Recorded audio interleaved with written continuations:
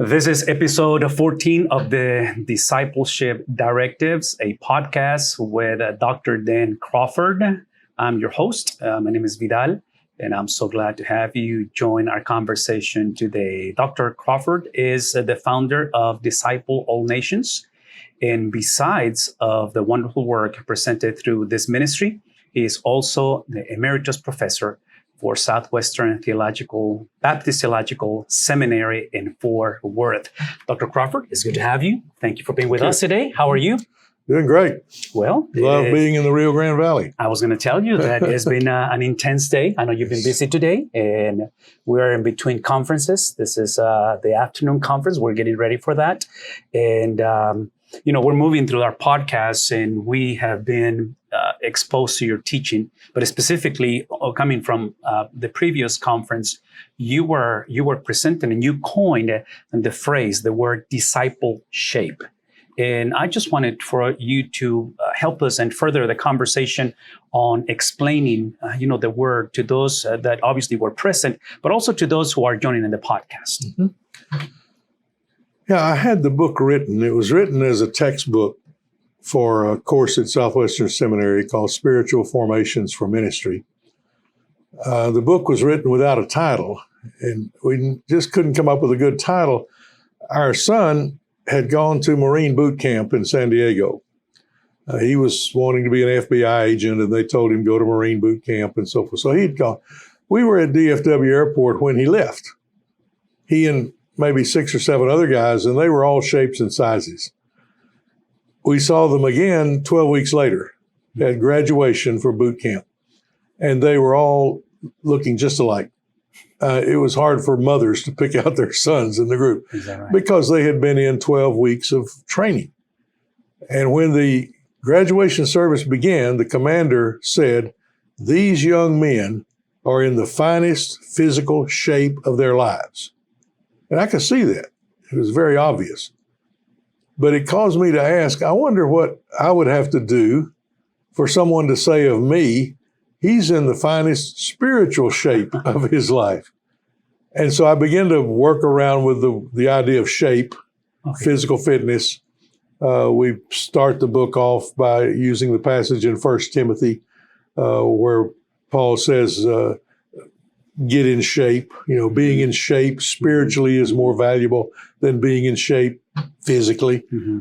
And then we kind of came up with the word discipleship instead of discipleship or staying in the shape of a disciple. We just put it all together and came out with this word discipleship.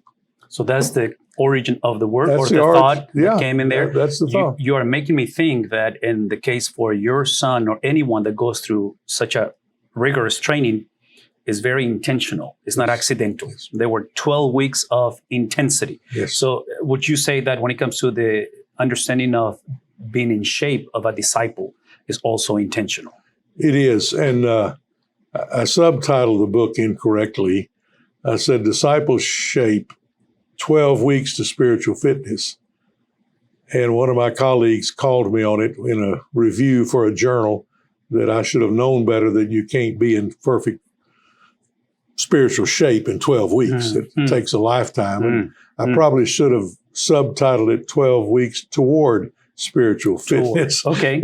But it was already printed, copy printed, cover done, too late.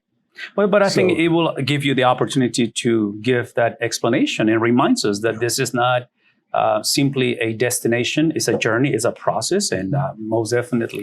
Now, you have another book that for some of us, we have been studying also because you've been with us for a while now here in South Texas, and it's The Prayer-Shaped Disciple. Yes. And the question for you is this, do these titles, do they come together? Do they complement each other? How do you come up with this title? Hendrickson Publishers that did the Discipleship book, Peabody, Massachusetts, was very pleased with how the first one had done in the market, not only selling it to students, which is a good way for professors to sell their books, but it was doing well in the book market. So they called to see, what are you writing now? And I said, well, I'm writing a textbook for the course in prayer. And they said, we'd like to publish it if you can come up with some kind of title that links it in where they look like two books by the same publisher or maybe a sequel, something like that. And again, I had written a book without a title. But I went on an International Mission Board, sponsored an around-the-world prayer journey. It was 3 weeks, pretty intense praying. And there were 6 of us in the group. We went through China and India and Yemen and out through Western Europe. In other words, we touched all the world religions, major world religions, and prayed with missionaries and for missionaries. So when I got back, I was in some kind of meeting, and somebody said, "Oh, this is Dr. Crawford." Said he just went on a prayer journey around the world. And somebody in the group said, "Well, he must be in good shape." And they said, "No, he didn't. He didn't prayer walk around the world. They flew and they prayer walked in various places." And this guy said, "Well, I guess we'd say he's in good prayer shape." I said, ding, ding, ding, ding. That settles I got a title. And I called the Hendrickson Publishing people, and I said, "What about Prayer Shaped Disciple?" They said, "Perfect." So we had the title of the book. Wow. That's how we got it. And speaking of books, how many have you written so far? Well, I'm working on number 27. That would be authored, co-authored, or compiled. Now, let me ask you this question, because your tenure, your journey as a professor, seminary professor, in what you just said. So are most of these books, are they the result of your teaching ministry? In other words, have you been teaching this subject and then they eventually became books, or not necessarily? Not necessarily. In fact, before I joined the faculty at Southwestern Seminary, I was on staff of now North American Mission Board, and I wrote 3 books while I was on staff there. Okay. So not all of these books have been written as a seminary professor, and a number of them have been written after my retirement. Okay. So some of them for classroom use, but not all. Not all. Okay. Okay. So it's just been different stages of ministry and experiences and your pilgrimage, right? Right. For instance, 1999, we had a shooting at our church in Fort Worth, Wedgwood Baptist Church, and a very tragic situation. It was very much in the news, and I remember. I was asked to write the story of the shooting and the after effects. So that was a book that was totally different from anything I had done, of recording history, so to speak, and interpreting it.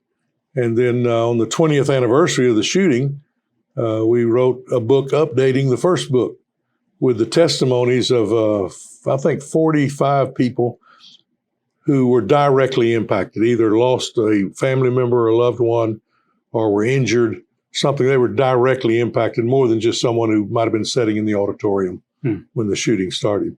And so they gave their testimonies of what had happened over the 20 years. So again, totally different from anything I'd ever done, but quite challenging to do.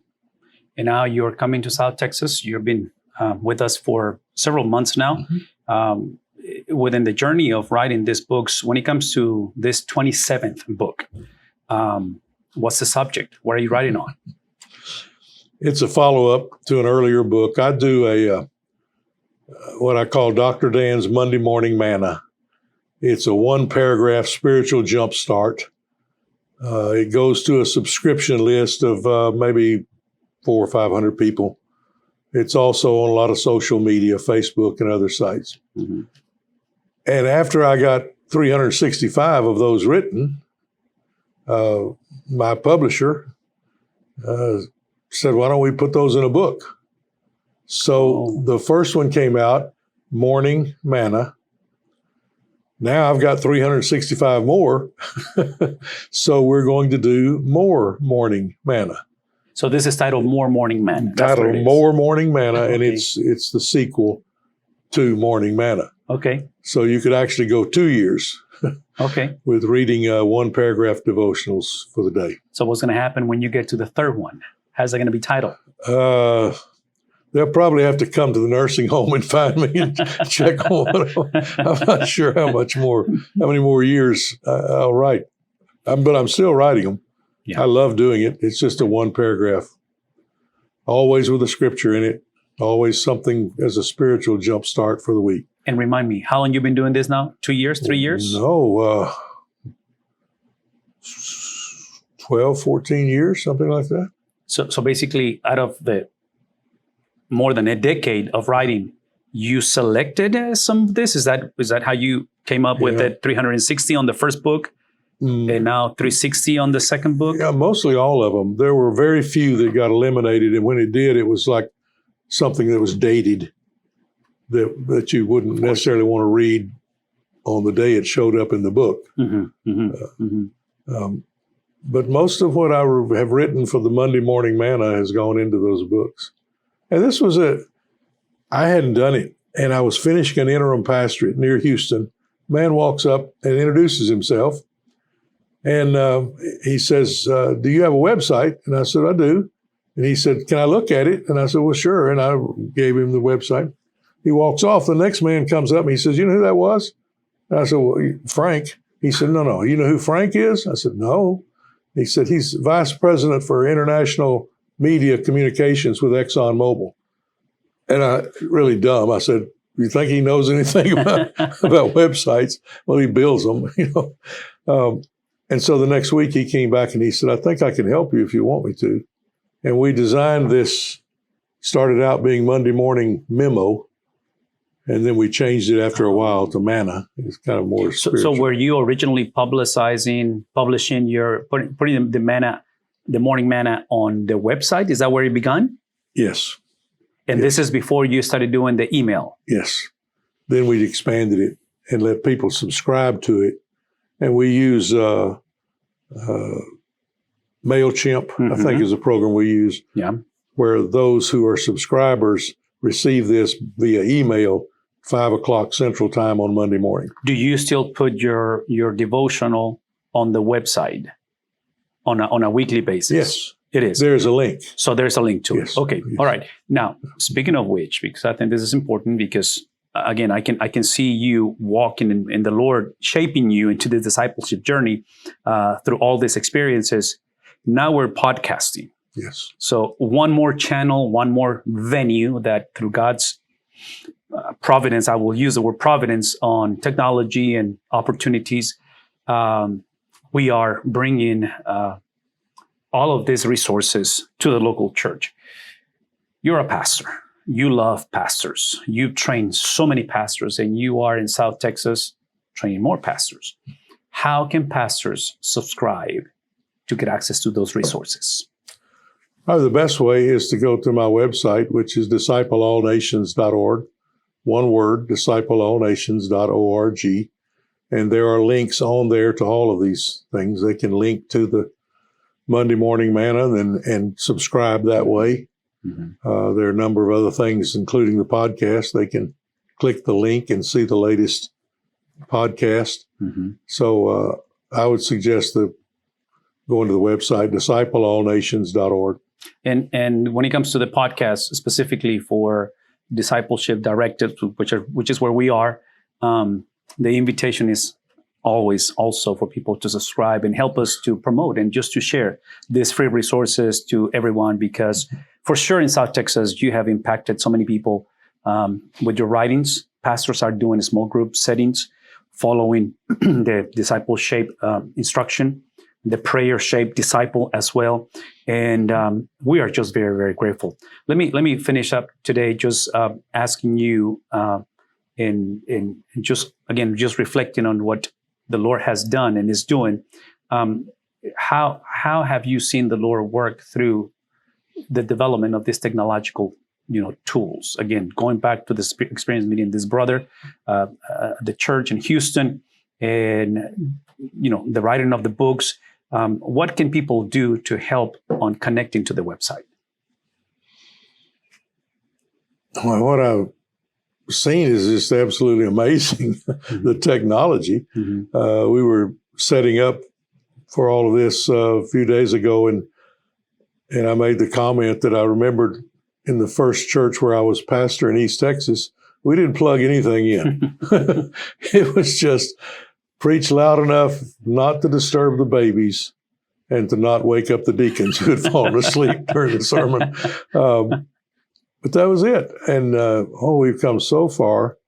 And, we just haven't always had computers and ability to put things on the media where so many more people can have access to it. Mm-hmm.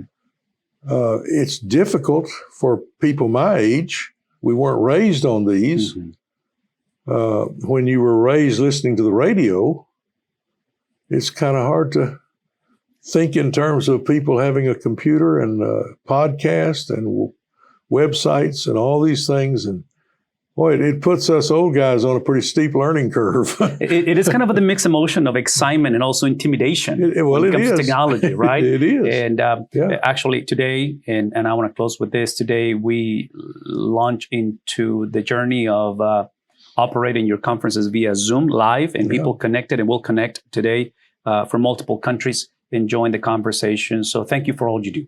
Thank you for all you do, and we'll see you on the next podcast. All right. God bless. Thank you.